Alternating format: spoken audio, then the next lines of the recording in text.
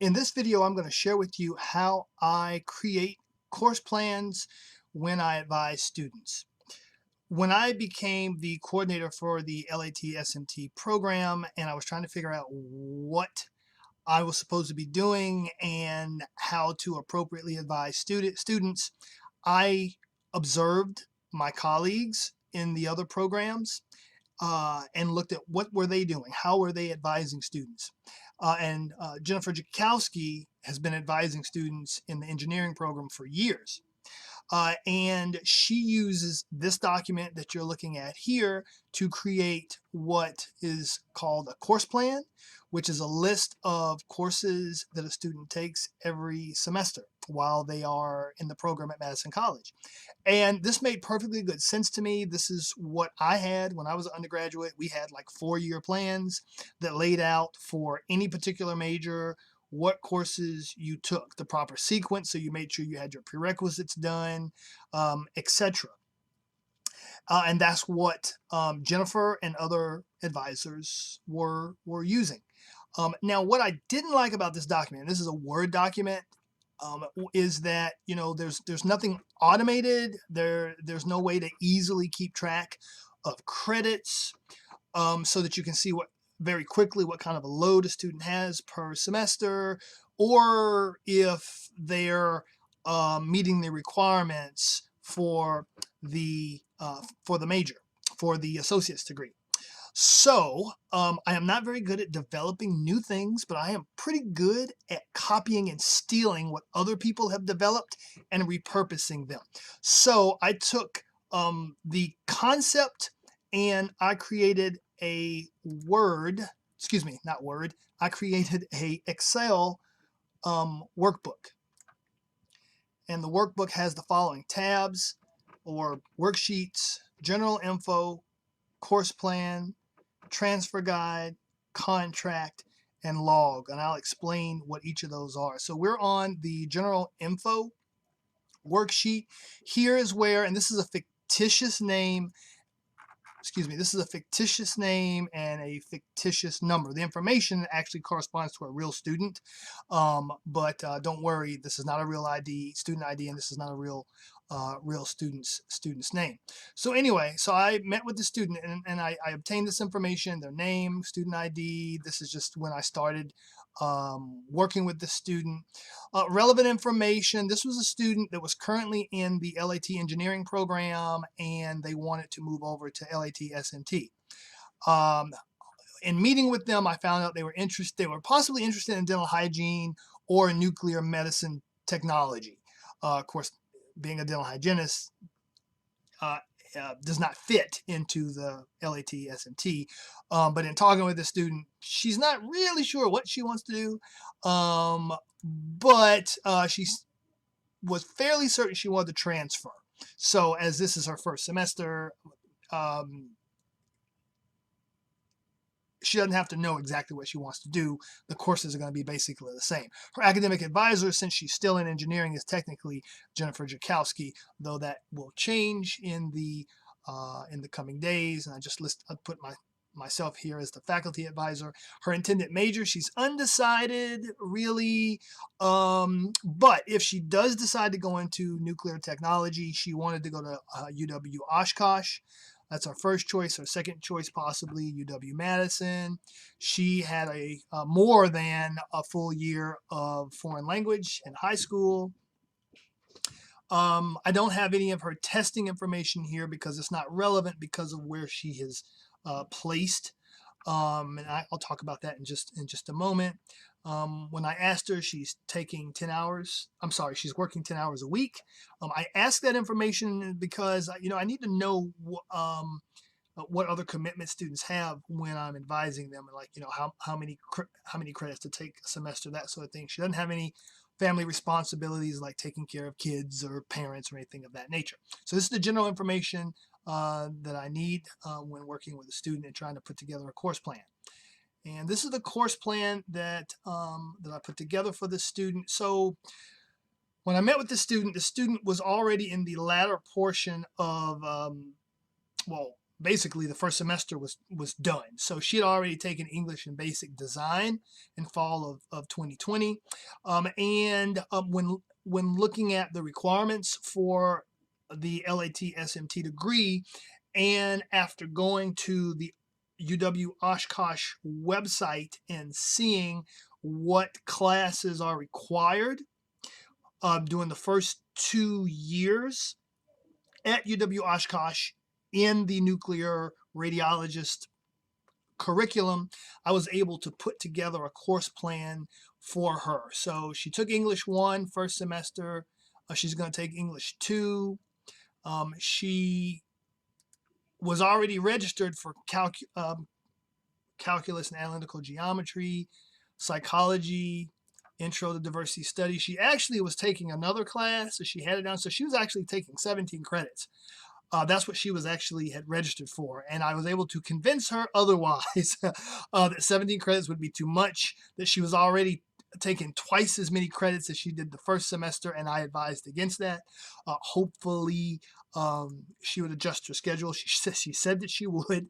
And then I have a little digging to do with respect to see if basic statistics and cellular and molecular biology will transfer as the courses that are needed at Oshkosh for that radiology program, which is why I have them here in blue. Then the courses that I've laid out here in yellow are types of courses that she needs to take in order to complete her degree. But she needs to figure out, which physical education, which humanities and fine arts, which public speaking course, which history course, which social science, which literature course she wants to take. Those types of courses will complete her degree, but she just needs to choose which one she wants. The courses that she pretty much has to have, and there's no way around it because they're required for the major she wants to complete, or College Chem 1, College Chem 2, AMP 1, AMP 2, and so that's why they're down here in black. So if she follows this plan, she will complete her degree with 63 credits. If we go over to the transfer guide, this is where this is the worksheet that I use to make sure that as I'm plugging in the courses that the student's going to take, that I'm making sure that all of the requirements for the degree are satisfied. So here with English and speech, got to have 9 credits, right? She took English 1 already. She's going to take English 2. She has to choose a public speaking course. Mathematics and natural sciences, those will be satisfied. Social sciences, she's taken intro to psychology. If she takes the intro to diversity studies, that'll satisfy the social science requirement. It'll also satisfy the ethnic studies requirement. She needs to identify a literature course. That basic design she's already taken will satisfy the humanities and fine arts requirement. Physical education, and actually she needs to identify that actually should be yellow. Physical education, she's completed high school, foreign language with a year or more, so she satisfied that, and then all the other courses that we have listed will fall into the electives. And so this course plan will satisfy her requirements for her associate's degree. And if she intends to go into nuclear radiology, she'll be able to basically start at Oshkosh as a junior. Now, this is a very forward-looking plan. Of course, she may change her mind. And I always tell a student, this is not set in stone. Okay, we can make some adjustments, but at least you have sort of a basic pathway that will get you to your goal. And most of the courses here, even if she completely changes to another STEM, are still going to count toward her prospective majors. So I'll just click the contract really quick for students who have completed the UW Madison contract. You could use this to sort of fill in to make sure things are completed to satisfy that contract. And then lastly, here is a log. Usually, so before we start using EAB Navigate, I would make my notes here about um,